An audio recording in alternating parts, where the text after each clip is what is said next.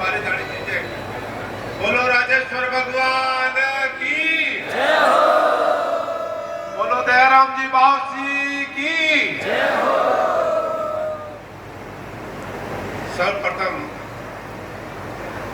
आज इन शुभ वेला रे माते मैं सबू पहला प्रार्थना वंदनीय और अपना सबरा गुरुदेव दयाराम जी महाराज के चरणों में नमन करूं। मंच माते विराजोड़ा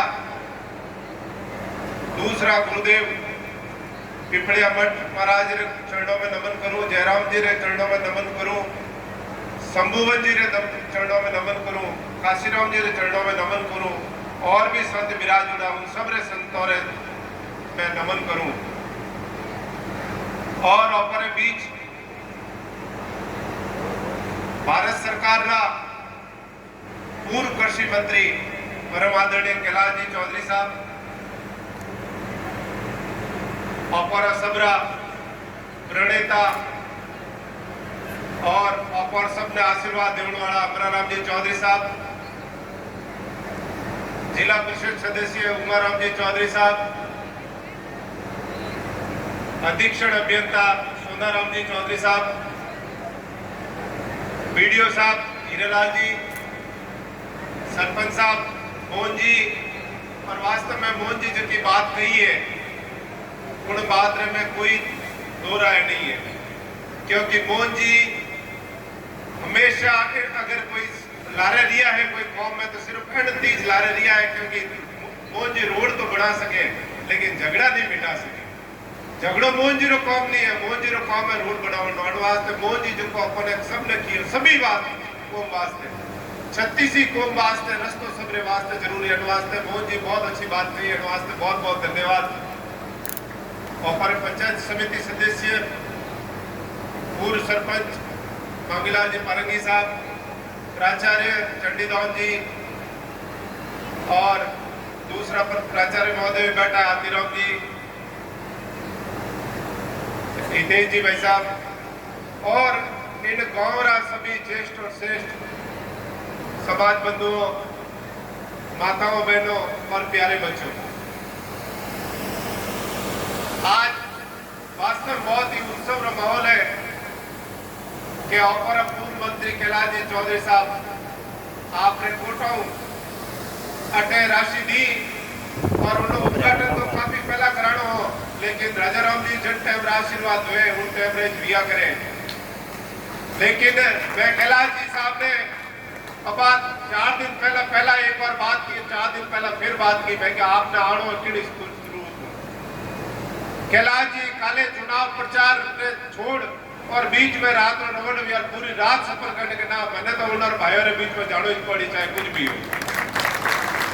और कैलाश जी साहब ने भी कहूं कि अटा जटका जटका विराज जोड़ा है आपने वास्ते हमेशा तैयार दिया है, इनो आपने मैं पूरा विश्वास दिलाऊं। और अटे विराज जोड़ा जब सभी 36 कोमरा नागरिक गणों ने भी मैं बहुत बहुत धन्यवाद दूं कि आपको आशीर्वाद हमारे माथे भी रियो। और उन्हें फलस्वरूप अपार एक मांग की कि आप देखो माती सीनियर है बेटा है, देखो मैं तो देवड़ वाला कोई कहे तो तेरा तुझको क्या लागे, तो वो वाली बात है कि मैंने कही मैंने तो जो आदेश बोला वो मैंने करना ही है, तो आपने आदेश की पालना वेला आई मैं हमारी तरफ को बताऊं। दूसरा आपने मोटी समस्या रोड रही है, आपने अने रोड की समस्या एक गुरु महाराज पिपलिया मठ महाराज ने भी रोड की समस्या है। गुरु महाराज में आवा पहला अटक आए उन्हें मैं एक ही किया उन्हें कि 7 दिन में मैं आपने शुरू में जावला आप पूरी बड़ा पिपलिया मठ करी। दूसरो आपने जगह बुढ़ीवाड़ा हूँ आप बुढ़ीवाड़ा रे 1 किलोमीटर जबकि बाकी रियोड़ी है रिपेयरिंग। और अब खुशी की बात है कि बुढ़ीवाड़ा जागसा वाली रोड है भाभी हमारे कुछ फंड बार आयो है तो उन्हें स्वीकृति वास्ते मैं लिखित विजय स्वीकृति वे तो उन बाद में आए तो अभी विश्वास देता हूँ अभी जल्दी मिला, क्योंकि अटे मोटी समस्या आई थे। लेकिन आपने वो भी बताऊं अटे सोनाराम जी विराजोड़ा है आपने ट्रांसफार्मर वगैरह कोई भी समस्या है तो तो आप लिख दे देजो, क्योंकि अबार तो आपने घरा में बिराज उड़ाए पचे आप कोला घरे हो कौम नहीं भी हो आप तो बने लिख दे देजो, सुधारा में लिख दे देजो। आपने जो बिजली की समस्या जी है आने वाला टाइम में अनाज की खेती ज्यादा हुए तो ट्रांसफार्मर की समस्या है नहीं आवे अड वास्ते आप मारा निवेदन है। और आप जो को मान सम्मान दियो अड वास्ते आप बहुत बहुत आभार। और कार्यक्रम के आयोजकगण और समस्त जगह भी इनमें मेहनत की है उन्होंने सबने बहुत बहुत धन्यवाद। जय हिंद जय भारत। श्रीमान विधायक महोदय डॉक्टर अरुण जी चौधरी जिन्होंने बहुत ही बड़ी अच्छी बात कही है। एक बार हम पुनः कह सकते हैं कि जिन्होंने आयोजन जो किया है बड़ा सुंदर रूप से किया है। 37 कौम के यहाँ दर्शन हो रहे हैं, ये सबसे बड़ा सौभाग्य की बात है। बोलिए राजेश्वर भगवान की। अगली कड़ी में मैं निवेदन करूंगा हमारे आज महंगे और हमारे मुख्य मेहमानों के रूप में माने अपन श्रीमान कैलाश जी चौधरी केंद्रीय कृषि मंत्री महोदय, पूर्व जो भारत सरकार जिनका सहयोग भी रहा श्रीमान कैलाश जी।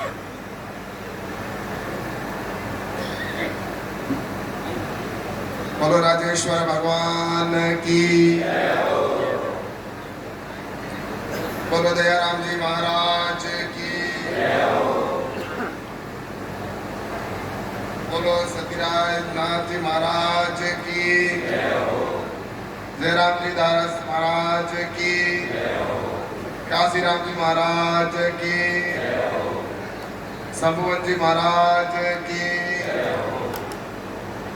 और सभी संत वृंदों के चरणों में वंदन करता हूँ, नमन करता हूँ। और हमारे बीच में जैसा कि मुख्य अतिथि की बात की, जहाँ संत विराज जाते हैं वहाँ पर मुख्य अतिथि नहीं होता है, वहाँ पर उनके चरणों में सभी हम होते हैं। तो आज यहाँ पर इतने संत बैठे, मैं सभी संतों के चरणों में नमन करता हूँ, वंदन करता हूँ। और हमारे बीच में विराजमान है मेरे राजनीतिक गुरु जिन्होंने मुझे राजनीति में चलना सिखाया और जिनका व्यक्तित्व बहुत ही बड़ा व्यक्तित्व है, जिन्होंने इस क्षेत्र की लगभग 50 साल से, मैं सोचता हूँ लगभग 50 से ऊपर वर्ष हो गए होंगे, इस क्षेत्र की सेवा कर रहे हैं। ऐसा कोई गांव नहीं जिस गांव में उनका नाम का कोई पत्थर नहीं हो। ऐसे बहुत ही सरल व्यक्तित्व के धनी है हमारे पूर्व मंत्री आदरणीय अमराराम जी चौधरी साहब। और साथ ही मंच पर विराजमान है जिनके साथ मैं बचपन में खेला, हम साथ साथ पढ़े और बड़े हुए, और आज इस क्षेत्र का प्रतिनिधित्व कर रहा है मेरा भाई यहाँ का लोकप्रिय विधायक अरुण चौधरी और उमाराम जी भाई साहब। ये तो हमारे, आपको पता है कि पहले राजकीय सेवा में हमेशा सेवा देते रहे और ऐसे विभाग से सेवा करते रहे जिसकी हम सबको आवश्यकता रहती है। और मेरे पड़ोसी भी हैं और अभी वर्तमान में जिला परिषद के सदस्य भी हैं। और युवा नेता भाई सरपंच मोहन जी, बहुत ही अच्छे वाक्य आपने कहे, सबके दिल की बात थी। और साथ ही भाई हितेश पटेल युवा नेता है और चंडीदास जी प्राचार्य, हम भी साथ पढ़ते थे, साथ ही राजनीति, पहले ये भी राजनीति करते थे हमारे साथ कॉलेज वाली, लेकिन अब सरकारी सेवा में आ गए। चंडीदास जी और हीराराम जी बीडीओ साहब और हमारे यहाँ की पंचायत समिति सदस्य श्रीमती बहन कमला देवी जी और सरपंच साहिबा बहन अर्ची देवी जी और सभी मंच पर बैठे अतिथिगण और सामने बैठे हुए सभी देवतुल्य सज्जनों, मेरे पिता तुल्य बुजुर्गों, सभी युवा साथियों और मातृशक्ति के रूप में बहुत बड़ी संख्या में आई मेरी सभी माता और बहनों और मीडिया के बंधुओं। आज मैं सबसे पहले तो इस लोकार्पण भवन के अंदर उद्घाटन के अवसर पर जयराम जी महाराज उद्घाटन करने के लिए पधारे। इसके लिए मैं आपका बहुत बहुत धन्यवाद और स्वागत करता हूं, क्योंकि जोधपुर से यहाँ तक आने का सफर और उसमें भी इतना जल्दी सही समय पर पहुंच जाना, मैं हमेशा देखता हूँ जयराम जी महाराज जहाँ भी समय देते हैं तो उस समय पर पहुंचते हैं। और कहते कि गुरु गोविंद गौ खड़े ताके लागू पाए बलियारी गुरु तो ऐसे गुरुदेव आपके सानिध्य में आज इस भवन का उद्घाटन हुआ है। तो मैं आप सभी को इस भवन के उद्घाटन के अवसर पर बहुत बहुत बधाई और बहुत बहुत शुभकामना देना चाहता हूँ, और सभी भामाशाहों को भी धन्यवाद दूंगा। इतने सभी भामाशाह जिन्होंने आज मैं नाम पट्टिका यहाँ पर पढ़ रहा था, देख रहा था, किसी ने 1 लाख रुपए दिया तो किसी ने 50,000 दिए तो किसी ने 25,000 रुपए दिए और जमीन का भी दान किया। मैं तो ये कहना चाहता हूँ कि भामाशाह का नाम आज इसलिए नहीं दिया जाता, वो उन्होंने स्वयं के लिए नहीं किया, उन्होंने समाज के लिए किया, दूसरों के लिए किया, देश के लिए किया, तो आज भामाशाह का नाम है। हम दुनिया से चले जाएंगे लेकिन ये पट्टिका आज आने वाले समय में भी यहाँ रहेगी और ये नाम हमेशा रहेगा। तो इसलिए मैं आप सभी भामाशाहों को बहुत बहुत धन्यवाद दूंगा कि आपने यहाँ पर अपने अंश का, गाड़ी कमाई का यहाँ पर पैसा देने का काम किया, जिससे ये भवन का निर्माण हुआ। मुझे अच्छे से याद है कि समाज के अंदर, बालोतरा के अंदर एक समाज का भवन होता था। कभी समाज को इकट्ठा भी होना था, कभी कोई अपने समाज की बात भी करनी होती थी, तो यहाँ से समाज की चर्चा करने के लिए बालोतरा जाना पड़ता था। लेकिन आज गांव-गांव के अंदर समाज के भवन बन रहे हैं और विभिन्न समाज, अलग अलग समाज के भी लोग अपना अपने समाज के प्रति भवन बनाने के प्रति जागरूक हुए। आज देखा तो कल्याणपुर के अंदर भी बना है, तो अन्य ऐसे कई जगह पर भी समाज के भवन बने। मैं आप सबसे ये निवेदन करना चाहता हूँ कि हम समाज का भवन जब बनता है तो सिर्फ वो भवन नहीं होता है, वो समाज की उसमें आत्मा होती है और उसके अंदर बैठकर जो निर्णय होते हैं वो समाज के लिए बहुत महत्वपूर्ण निर्णय होते हैं। हमारे समाज के अंदर निर्णय भी होते हैं, तो उसके साथ ही समाज के अंदर जिस प्रकार से यहाँ पर बैठकर हम चर्चा करते हैं, ये एक अपना होता है। तो इसलिए मैं आप सभी से ये कहना चाहता हूँ कि इस भवन के अंदर हम समाज के ऐसे महत्वपूर्ण निर्णय, आने वाले भविष्य के अंदर भी हमारे युवा, जो आज युवा है कल भविष्य के अंदर वो भी इस समाज को दिशा देने वाले होंगे। तो मैं तो यही कहूँगा कि आप सभी की प्रेरणा से आज ये भवन बना है, तो आप सब ने अपना अपना योगदान दिया है। आप सबको मैं बहुत बहुत बधाई देना चाहता हूँ, इस भवन की बहुत बहुत शुभकामना देना चाहता हूँ। और मैं आप सभी से ये भी कहूँगा कि हम सभी अपने समाज की चिंता करें, लेकिन समाज से बड़ा हमारा राष्ट्र है। स्वयं से पहले समाज और समाज के पहले राष्ट्र है, और अपने स्वयं से ज्यादा मैं सोचता हूँ कि हम कई लोग जिस तरह से बात करते हैं अपना, अभी रास्ते की बात की मोहन जी ने, वास्तव में सही कहा कि उनको रास्ते की इन्होंने बात को अधूरा छोड़ दिया, लेकिन जो यहाँ का यही रहना है, साथ कुछ नहीं जाना। कोई व्यक्ति अगर एक भी बता दे कि वो व्यक्ति अपने दुनिया से गया तो साथ लेके चला गया। हम गलियां पर कई बार हम ये भी स्थिति देखते हैं कि कटार मार्ग है, कटार मार्ग की सीमा तो 15, 20, 25 फीट की है, 30 फीट की है, 40 फीट है, लेकिन उसको भी हम इतना करके उसमें भी 5 फीट कैसे हमारा कब्जा रहे इसमें, ये सोच रहती है। लेकिन हमें ये सोच नहीं रखनी चाहिए। और मैं आप सभी से कहना चाहता हूँ कि सरकार भी चाहती है, आज हर काम के विकास के लिए जब विकास होता है तो अवरुद्ध आता है, बाधाएं आती है तो विकास रुकता है। आपको पता है कि आज जिस तरह से भारतमाला की सड़क बनी, देश की गति बढ़ गई। आज बीकानेर यहाँ से जाना होता था हमारे को, हमें 7-8 घंटे यहाँ से लगते थे। आज यहाँ पर भारतमाला की जो सड़क बनी है उसके ऊपर अगर यहाँ से आप अगर चढ़ जाए तो आप 3 घंटे में बीकानेर पहुंच सकते हैं। ये नरेंद्र मोदी जी का कमाल है। ये विकास देश के लिए बहुत जरूरी है, वरना आपको पता है हमने वो दौर भी यहाँ पे देखा है जब हमारे पानी नहीं होता था, पानी बाहर से लाना पड़ता था, हमारे लाइटें नहीं होती थी, लाइट के अभाव में अंधेरे में हम रहते थे। कोई ज्यादा वर्षों पुरानी बात नहीं कर रहा हूँ, 15 साल 10 साल पहले की बात कर रहा हूँ मैं। आप युवा साथी उनको तो हो सकता है कि पता नहीं हो, लेकिन बुजुर्ग ये मैं बैठे यहाँ पर, हमारी माताएं बहनें बैठी है, चूल्हे पर रोटी बनाती थी, और चूल्हे पर रोटी बनाती थी उस समय आंखों में पानी आता था, और पानी आता फिर भी रोटी बनाकर वो देती थी। इस प्रकार से इस क्षेत्र के अंदर लोगों ने जिस प्रकार से संघर्ष देखा है, झोपड़ों के अंदर रहते थे, पक्का मकान नहीं होता था, देखने को नहीं मिलता था, कोई दूर दूर तक कोई पक्का मकान नहीं होता था, कच्चे मकान के अंदर रहना, अगर बारिश आ जाए तो बारिश के अंदर उसी के अंदर रहना, आंधी तूफान आ जाए तो उसी के अंदर रहना। इस प्रकार का एक प्रकार से लगता है कि जैसे हम कोई देश के अंदर दूसरे देश जो विकसित राष्ट्र है, अमेरिका जैसा देश, इंग्लैंड जैसा देश, उन्होंने भी तो इस धरती पर जन्म लिया था ना, वहां वो विकसित देश थे, हमारा विकासशील देश था।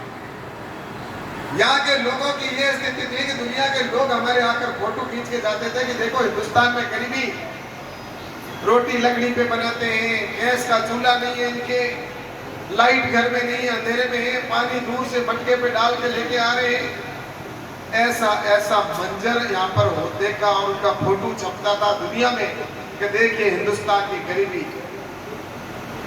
और उसके बाद में एक ऐसे लाल ने जन्म लिया जो गुजरात में सेवा करता करता देश का प्रधानमंत्री बना, और उस प्रधानमंत्री बनने के बाद देश की कायाकल्प हो गई, देश में परिवर्तन हो गया, और आज समस्याओं से भी मुक्ति मिल रही है, तो उसका समाधान भी हो रहा है। और मैं आज ईमानदारी से कहना चाहता हूं, इस देश की आजादी के लिए कितने लोगों ने बलिदान दिया था, कितने लोगों ने प्राण दिए। इस देश की आजादी के संघर्ष के लिए 1000 साल से संघर्ष करते रहे हमारे, 1000 साल से हम ये संघर्ष करते रहे इस देश के अंदर कि हमें आजादी मिले। आजादी तो बहुत दूर की चीज थी, हमारे यहाँ के मठ मंदिरों को भी तोड़ दिया करते थे वो लोग। हमारे यहाँ के मंदिरों को तोड़ा गया, यहाँ के मठों को तोड़ा गया, यहाँ के साधु संतों को कत्लेआम किया गया, आम जन के धर्म परिवर्तन करवाए गए। हमारे पूर्वजों के साथ ये अत्याचार हुआ, और ये अत्याचार होने के बाद आपको और हम सबको पता है कि एक भगवान श्री राम का मंदिर अयोध्या में बनाने के लिए 500 साल से हम संघर्ष कर रहे हैं, और 500 साल बाद में अब हमारे भगवान श्री राम के मंदिर है जो अयोध्या में बना है। मैं आप सभी से कहना चाहता हूँ, ऐसे कितने मंदिर हैं, आप इस दुनिया के अंदर घूमो, हमारे प्रवासी भाई यहाँ के कई हमारे लाल है बेटे हैं जो दूसरे राज्यों के अंदर जाकर अपना रोजी का और अच्छा धंधा कर रहे हैं। उनको पूछो कभी आओ तो उनके आसपास भी वहाँ पर साउथ हो चाहे नॉर्थ ईस्ट हो या अन्य प्रदेशों के अंदर मंदिरों को कितनी जगह पर काट रखा है, उनके किसी के नाक काटा है, किसी की मूर्ति का तो किसी का हाथ काटा हुआ है। ज्यादा दूर क्या जाए, खेड़ का मंदिर देख लो, उनके पास जो मंदिर की मूर्तियां पड़ी उनके कितने किस प्रकार से काटा हुआ है उनके शरीर के मूर्तियों को। ये हमने यहाँ पर देखा है, दूसरी जगह जाने की क्या जरूरत है, मुगलों ने यहाँ पे भी किया। इसलिए इस देश के अंदर आने वाले समय के अंदर मैं आप सबसे कहना चाहता हूँ कि इस देश की आजादी के लिए इतने सालों से संघर्ष चल रहा था, आजादी के लिए लोगों ने बलिदान दिया, मुक्ति मिली, आजाद हुए, लोगों को आस हुई कि इस देश में कुछ परिवर्तन होगा, देश नया भारत बनेगा। लेकिन वो सारी चीजें 60 साल तक कुछ भी नहीं हुआ। और मैं आज ईमानदारी से कहता हूं कि जिस समय जवाहरलाल जी नेहरू जी प्रधानमंत्री बने थे, वो प्रधानमंत्री किस लिए बने थे? उनको सिर्फ प्रधानमंत्री बनना था, उनको देश की परवाह नहीं थी। आजादी के दीवानों ने कभी ये नहीं कहा था कि हमें भारत का टुकड़ा करना है, हम आजाद होंगे तो भारत और पाकिस्तान अलग हो जाएगा। कभी सुभाष चंद्र बोस, भगत सिंह ने, सुखदेव राजगुरु ने, अशफाक उल्लाह खान ने ये थोड़ी सोचा था। अगर ये सोचा होता तो वो फांसी पे क्यों झूलते? वो फांसी पे कभी नहीं झूलते, उनको पता होता कि भारत का विभाजन हो जाएगा। और विभाजन भी किस प्रकार का, 15 अगस्त को हम आजाद हुए और 14 तारीख को रात को कत्ले आम हुआ पाकिस्तान के उस क्षेत्र के अंदर, और वहां से ट्रेनें भर भर के लाशें आई हमारे हिंदुस्तान के अंदर। कितने लोग मरे, उसके बाद में उसका विभाजन करके जवाहरलाल नेहरू जी को प्रधानमंत्री बनना था। किसी ने आजादी के बाद दो देशों का विभाजन की बात नहीं की थी, लेकिन जवाहरलाल नेहरू चाहते थे कि मैं प्रधानमंत्री बनूं और जिन्ना चाहता था कि मैं प्रधानमंत्री बनूं, और दोनों की चाहत के अंदर भारत के दो विभाजन हो गए। वो जाके वहां प्रधानमंत्री बना, ये प्रधानमंत्री यहाँ बना। और उस समय अगर सरदार वल्लभ भाई पटेल प्रधानमंत्री बन गए होते तो भारत की तस्वीर कुछ और होती। लेकिन दुर्भाग्य से देश के अंदर जवाहरलाल जी नेहरू जैसे प्रधानमंत्री बने, जिन्होंने फिर से एक देश के विभाजन की नींव रखी, और वो नींव थी धारा 370 की लगाकर, और जम्मू कश्मीर के अंदर एक देश में दो निशान, दो विधान, दो प्रधानमंत्री बनाने का तय किया। और उसकी वजह से इस देश में 44,000 से अधिक देश के लालों ने जान दी है। हमारे ही लड़के देश की सेवा के लिए वहां जाते हैं, और कश्मीर में आतंकवादी उनको मारते हैं, या उनके आगे आतंकवादी पीछे जो पब्लिक पत्थर मारती, 44,000 लोगों की उस वहां पर जान गई। इस प्रकार से इस देश के अंदर उन्होंने धारा 370 को हटाने का काम अगर किसी ने किया तो प्रधानमंत्री नरेंद्र मोदी जी ने कर दिया, और आज धारा 370 हट चुकी है। आज भारत का कश्मीर अभिन्न अंग है। पहले हमारा अंग नहीं था, अब हमारा अंग हो गया। लेकिन अभी हरियाणा के चुनाव के अंदर मैं देख रहा था, मैं पिछले 1.5 महीने से हरियाणा के चुनाव के अंदर वहां गया हुआ था, और वहां पर जिस प्रकार की भाषा, जम्मू कश्मीर के अंदर चुनाव चल रहे, और जम्मू कश्मीर की जाकर वहां पर राहुल गांधी ये कहता है कि हमारी सरकार आई तो हम वापस धारा 370 लगा देंगे, और इस भारत को कश्मीर को भारत से फिर से अलग देश बना देंगे। क्या है इस देश के अंदर इस प्रकार की मानसिकता के लोग। इसलिए मैं आपसे कहना चाहता हूं कि सशक्त समाज होता है तो सशक्त राष्ट्र होता है, और इसलिए हमारा समाज मजबूत होगा। हमारे समाज को मजबूत बनाएंगे तो हमारे समाज को, हमारे राष्ट्र के सामने किसी की देखने की हिम्मत नहीं होगी। इसलिए अंदर ही हमें खतरा दूसरों से नहीं है मेरे भाई, हमें खतरा कोई ना पड़ोसियों से खतरा है, ना कोई दूसरे देश चाइना से खतरा है, ना कश्मीर से खतरा है। हमें तो हमारे अंदर बैठे ऐसे भूखे भेड़ियों से, जो इस देश को कमजोर करना चाहते हैं, ऐसे लोग आकर जातिवाद के नाम पर लड़ाने का काम करते हैं। कभी जाति की बात करेंगे, कभी धर्म की बात करेंगे, जातियों में बांट कर तो हमें इस देश के अंदर इस हालात तक लेके आ गए। जाति की राजनीति करेंगे। मैं आपसे कहना चाहता हूं, इस देश के अंदर जाति के अंदर हमारे एक तरफ तो वो है जो सिर्फ एक धर्म के नाम पर अपना नाम लेते हैं, और हम जातियों पे जाति पे बढ़ते जाते हैं। आज मैं आपसे कहना चाहता हूं, हमारे ये बंधु बैठे हैं, SC ST के बंधु है, भाई है, आज हमसे अलग क्यों बैठे? मैं ये चिंता मुझे इस बात की है, हमारे साथ बैठने चाहिए, हमारे भाई। अगर हम इस प्रकार से करेंगे तो फिर ऐसा नहीं होगा हमारे आगे जाकर हम ही अपने समाज के अंदर विभाजन देखें। मैं आप सबसे निवेदन करना चाहता हूं, आने वाले समय में हमें उनको गले लगाकर उनको भाई की तरह रखना है, और वो हमारे भाई हैं। मैं आज एक ईमानदारी से और कहना चाहता हूं, हम हरिजन समाज के लोग जो होते हैं ना, ये हरिजन कौन थे? ये हरिजन ब्राह्मण थे, ये हरिजन ब्राह्मण थे। लेकिन उनके उस समय मुगलों के समय में धर्म जब परिवर्तन करवाया जा रहा था, और धर्म परिवर्तन करवाने के लिए उनकी जब तलवारें लगाई जाती थी गले के ऊपर, तो उस समय ऐसे जो ब्राह्मण जिन्होंने कहा कि हम धर्म परिवर्तन नहीं करेंगे, चाहे हमारा गला काट दो, तब उनको कहा कि तुम्हें हम मेला ढूंढवाएंगे। आपने कोई भी मुगलों के किसी किले के अंदर जाकर देख लेना, कहीं शौचालय बना हुआ हो तो आप बता दो, कोई शौचालय नहीं बनाते थे। यही जो धर्म परिवर्तन नहीं करते थे उनसे ये मेला ढूंढवाते थे, जिनको आज के जाकर हमने हरिजन कहा है। ऐसे जो कट्टर कभी अपने धर्म को नहीं छोड़ा, उन्होंने कहा हमारी जान चली जाए तो जाए, लेकिन हम हमारे सनातन धर्म के अंदर रहने वाले हैं। ऐसे लोग हैं ये। इसलिए मैं आप सभी से निवेदन करना चाहता हूँ, इस देश को हमें ताकतवर बनाना है, हमें जातियों में बंटने की आवश्यकता नहीं है। आने वाला समय, आज मैं आप सभी को ये चिंता का विषय है। हो सकता है कि मैं आपसे उम्र में छोटा हूँ, लेकिन मेरे सामने बहुत बुजुर्ग बैठे, लेकिन मैं आप सभी से निवेदन करना चाहता हूँ कि समाज को बैठकर ऐसी चिंतन करना चाहिए।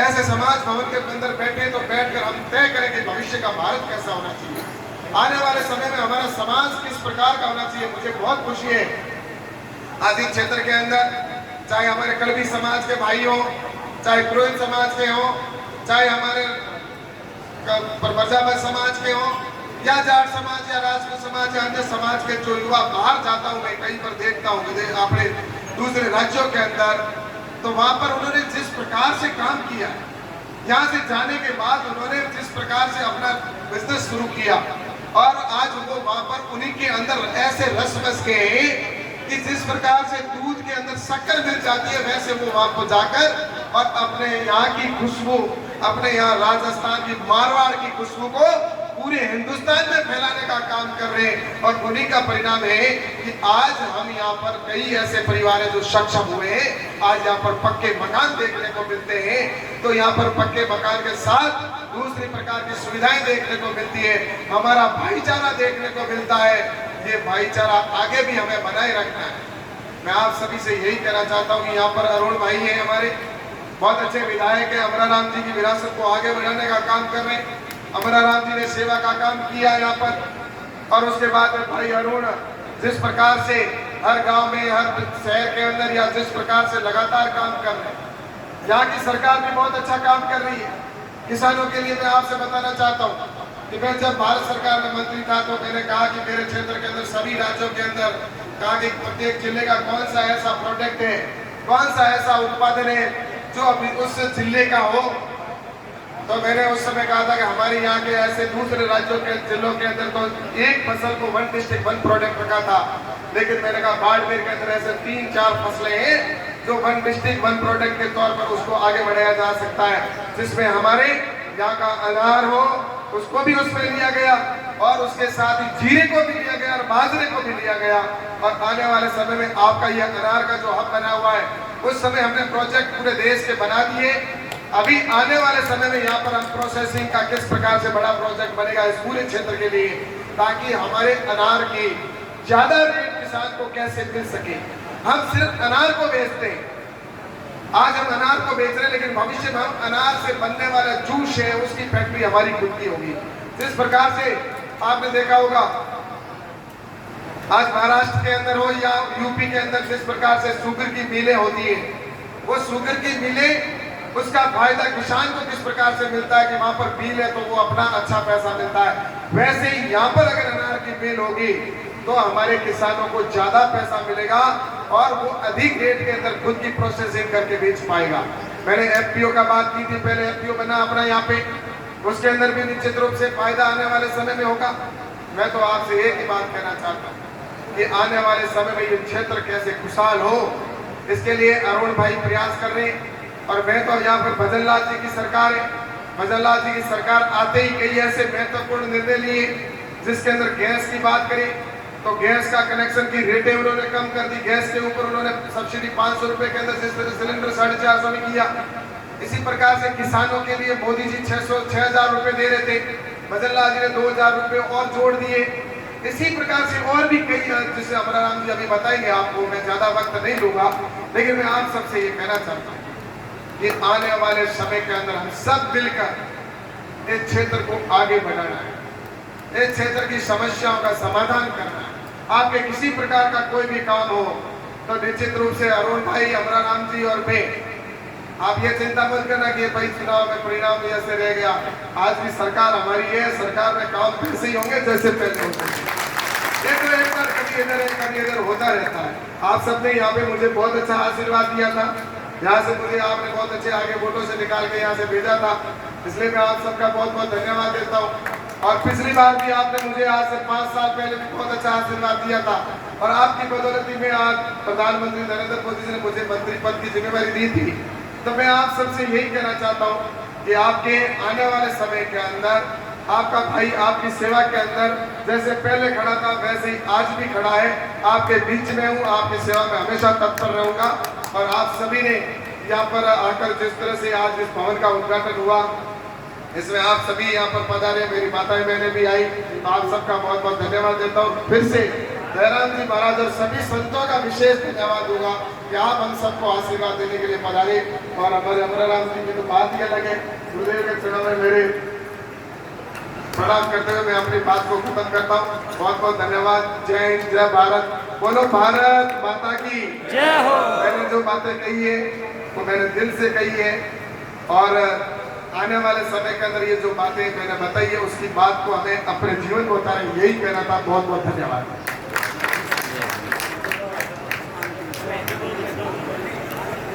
श्रीमान पूर्व कृषि मंत्री भारत सरकार माननीय श्री कैलाश जी चौधरी, जिन्होंने बहुत ही बड़े अच्छे उद्गार करे हैं, आपका बहुत बहुत अभिनंदन है मंत्री महोदय।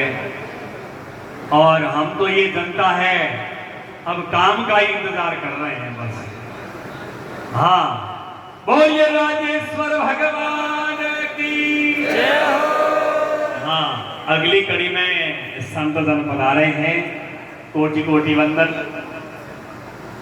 स्वागत की कड़ी में श्रीमान करणगिरी जी महाराज, मठ है वो ऊंची मठ पधारी उड़ा है करणगिरी जी महाराज, जिन्होंने सौलू स्वागत करेला। और माल्यार्पण सु मोडा राम जी स्नोप अंबा राम जी गूकल, मैं निवेदन करूं स्वागत करता जो है श्रीमान करणगिरी जी महाराज, ऊंसिया मठ से पधारिया है। और माल्यार्पण सु मोडा राम जी अंबा राम जी गूकल, माल्यार्पण होंगे सर। हाँ बाप पधारो, पधारो, नाम होता ही बाप पधारो। हाँ, श्रीमान मोडा राम जी श्री अंबा राम जी को। अगली कड़ी में श्री देवीदास जी महाराज जागसा मंदिर से पधारिया है। महाराज राम का रस जागसा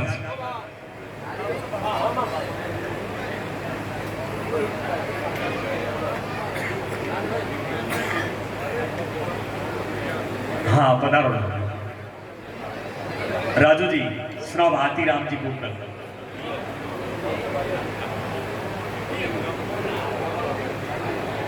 अगली कड़ी में बालकवन जी महाराज पधारी उड़ा है मठ जागसा सु, योरो सौल स्वागत कर रहा है धर्माराम जी स्नोब श्री सोना राम जी ओड। धर्माराम जी सौलू स्वागत कर रहे हैं गुरु महाराज रो। और माल्यार्पण से स्वागत कर रहा है श्री रतन जी पेंटर बालकवन जी महाराज रो। रतन जी नहीं पता